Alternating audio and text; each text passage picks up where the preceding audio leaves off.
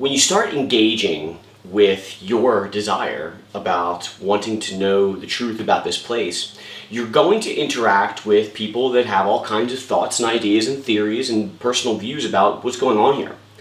That's totally cool. That helps us, okay? And when you start talking with people about like views on God or, all kinds of spiritual concepts, you're probably going to run into people that believe in this concept here, collective consciousness, or there's a collective conscious that plays into a collective consciousness, okay? This is not what I believe, okay? I believe in individuality, okay? And we're going to go through some differences as to like what these different belief structures actually represent, okay? Now, this doesn't mean that I'm speaking for everybody here, okay? But if a person says that they believe this, okay, and then you ask them about this stuff, they should be, they should have no trouble articulating their position as to why they believe in this, right? Okay? Especially if they're attempting to change your belief about something, or whatever. Maybe they're not trying to change your belief, they're just throwing out an idea, It's always worthwhile to scrutinize your own beliefs to see if they actually hold up, right? Okay, so, if you believe in a collective conscious, then you believe that essentially we are all aspects of the same being, okay? You could call that God if you'd like. So like, I'm a piece of God and you're a piece of God, and you go up high enough and we're actually connected to each other, right? And that like that tree over there is a piece of God, and that building over there is a piece of God, okay? And that it all is unfolding as it should, right? This is a big one. It's all everything as it is supposed to be. Because we're all part of God, right?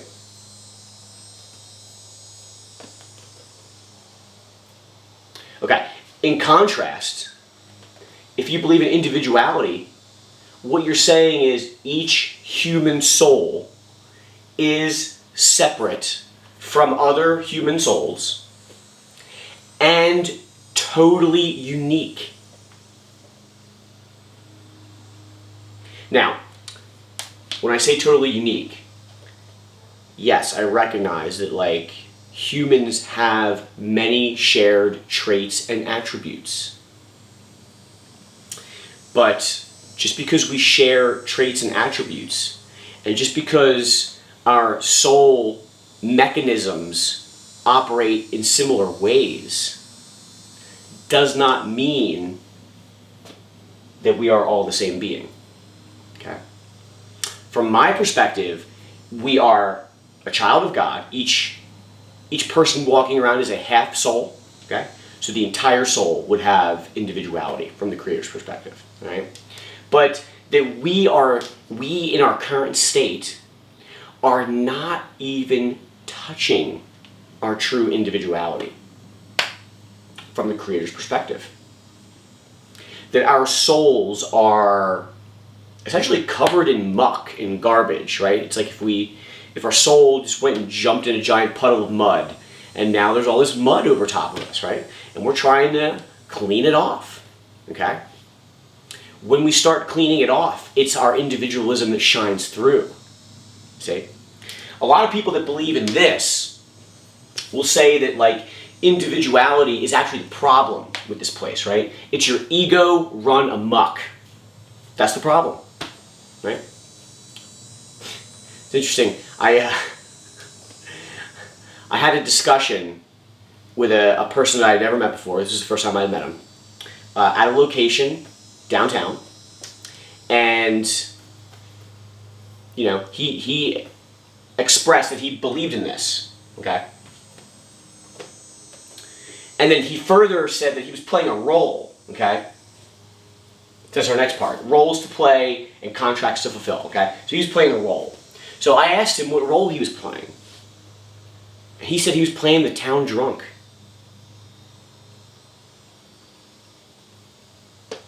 Now, we were at a bar, but I was not drinking alcohol. But he was. So he's sitting at a table, drinking alcohol, poisoning himself. And he's telling me that the problem with the world is everyone's individuality.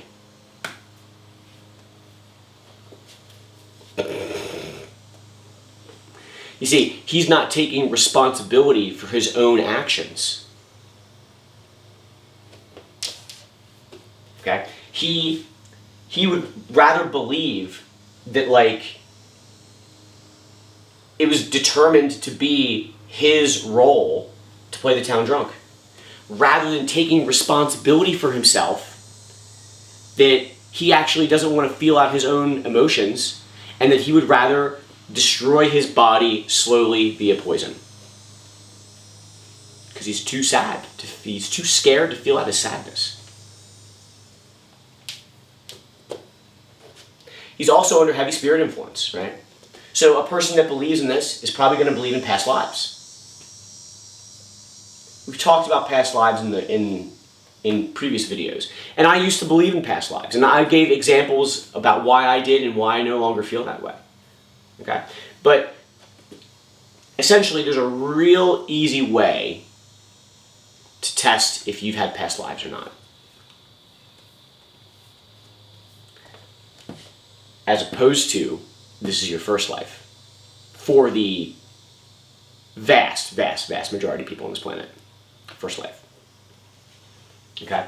Well, actually, by becoming self-aware, you can determine if you've had past lives or not. Okay?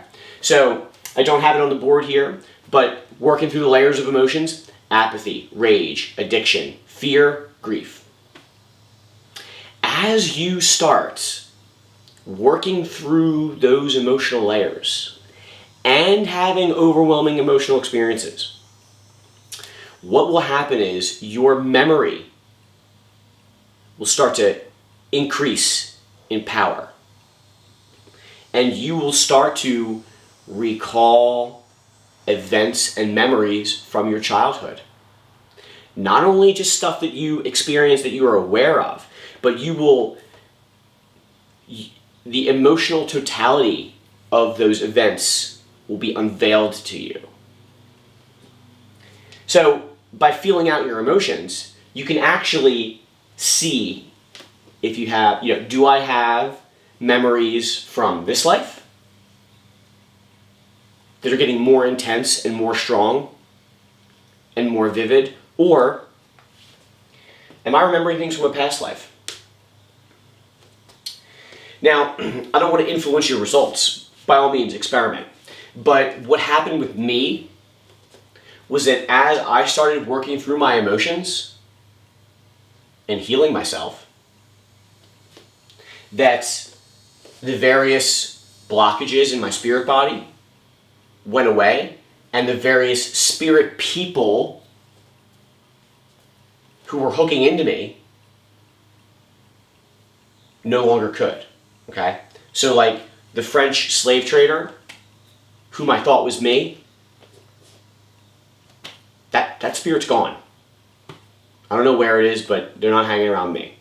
If that were really my memory, if that were really me, not only would I remember the one event on the beach, but I would also remember every other part of that life. If it was my life. Because why? Right? There's theoretically a karma. I didn't put it on the board here, but right over here, people here believe in karma, which is the answering of, let's say, negative energy that you put out. Right? You have to answer to it. Well, if you can't remember your lives, your past lives, then you have no idea or understanding of the karma that you're receiving. Conversely, if you believe in individuality, that you're a child of the Creator, okay? that you recognize that the law of attraction is working perfectly all the time. And it's working perfectly from the moment you incarnated into the spirit body and physical body that your parents created. Okay? So like if you have past lives, if you believe this, you're not going to critically analyze your parents' non-loving behavior and how deeply and how profoundly they affected you. You're also not going to want to admit that these past lives are actually other spirit people that have been affecting you. This is also profoundly sad. And a person that's in this state, and I've been in this state before, it's not easy to get out of. It's not easy to get out of. Okay? So like that guy at the bar who's deems himself the town drunk, like I just stopped interacting with him. Now, the person I was with, she was getting charged up by some of the things he was saying, so she kept going with him. But for me, it's like, that dude can say whatever he wants. I'm not forcing my views on him. I recognize what's going on with him. I recognize he's under heavy addiction, and he's under big-time spirit influence. No need to interact with him. Okay? The best way to engage, how do you figure this stuff out? Experiment. Okay? How? Well, there's of course many ways to experiment, but I'm going to recommend 3 main ones. Okay? The first is you can experiment with God. Now, what do I mean by that? I mean you can lay in your bed or in a quiet space, sober,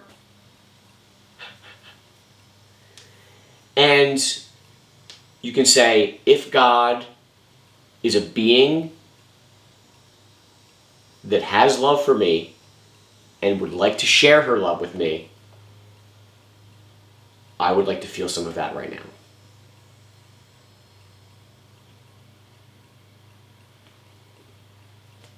See what happens with that, okay? I mentioned it earlier, you can experiment recovering your memories, okay? In previous videos, specifically the Recovering Memories videos, I talked and gave an example of how I had remembered an event that happened to me when I was 12, but by going through this emotional work, I uncovered the totality of the true trauma of what was being projected at me at the time by my Earth Father. We don't want to admit how non-loving we've been treated. So we develop emotional mechanisms to hide the truth from ourselves, okay? This is why desire is important. Because if we want to know the truth about something, we want to rise above all of this and develop a relationship with God, we need to set our desire to know her truth. No matter how painful it's going to feel to us, okay? Because of course, the pain is actually, the truth doesn't hurt, it's actually our error leaving us, which hurts, okay? And finally, not all of them are going to want to do this, but you can talk to spirit. Like with your voice. And you may get an answer, okay? If you're open to hearing spirits and you do get an answer, engage with the spirit. What's your name? What are you doing here? What do you like to do? If you start talking to them, then they can't be a past life, can they? If they're interacting with you, it's not a memory. They are feeding you something externally. Okay? For me, the big difference between these two, that if you believe in a collective consciousness,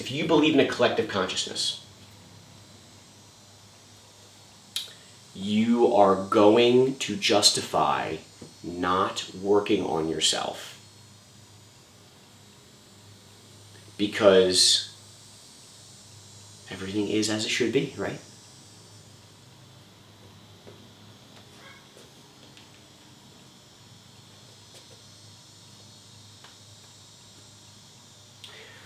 I believe this is a coping mechanism.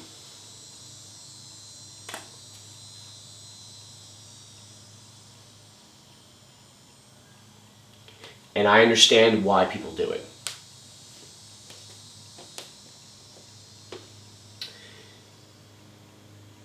Some of our biggest errors are about God.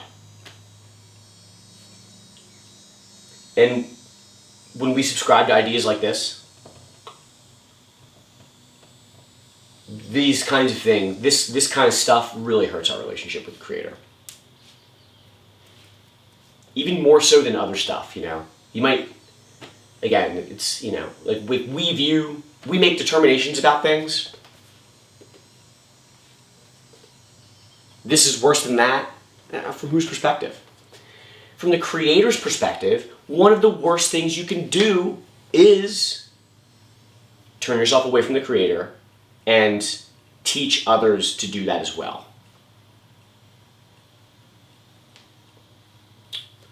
Okay, so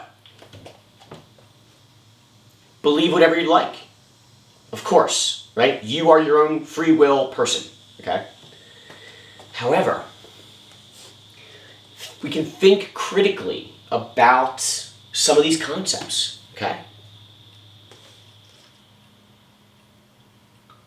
Like someone who believes in this might turn around and say, you know, you're not taking responsibility for this place because you're just a child of God.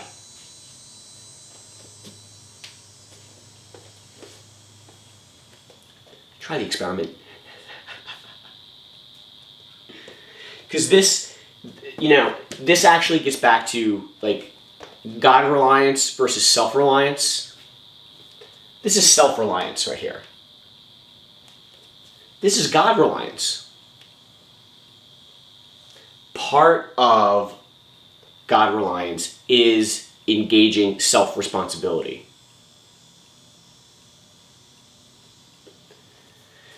In a sense, this is an abdication of responsibility. Because if you're a part of God, what the fuck is going on here then? If we're all part of God and everything's a part of God, then God must be pretty non-loving. God must be pretty cruel. God must be pretty vindictive and mean. Because if we're all a part of it, and the earth is in a hellish condition, okay? I don't feel that's the case. I don't feel that's the case. Alright, so I wanted to make this video to just highlight some of the differences, okay? And when we say some of these terms, what do we actually mean? And if a person says these things, ask them, do they mean these things? And if they start saying, no, I don't believe that, or I don't believe, then, you know, maybe you don't actually believe what you think you believe. Maybe you just believe it because other people say it, or because it sounds nice. Okay? Good luck, friends. Love and peace.